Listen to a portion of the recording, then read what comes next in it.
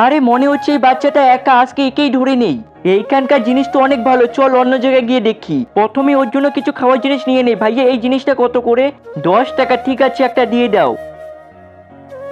এই বেটি এই জিনিসটা খাবি? হ্যাঁ খাবো। ঠিক আছে বেটি, আমার সাথে চল, তোকে অনেক খাওয়ার জিনিস কিনে দিব।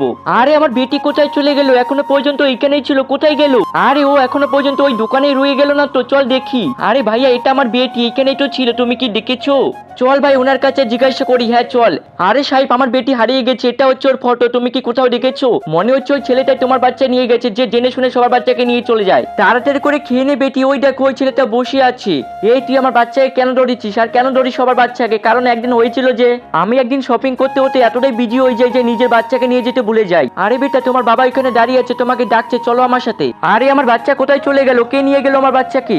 এর জন্য যার বাচ্চার যে খেয়াল রাখে না তার বাচ্চাকে আমি জেনে শুনে নিয়ে যাই, যদি সে বুঝতে পারে বাচ্চাদের কখনো একা ছাড়তে নেই।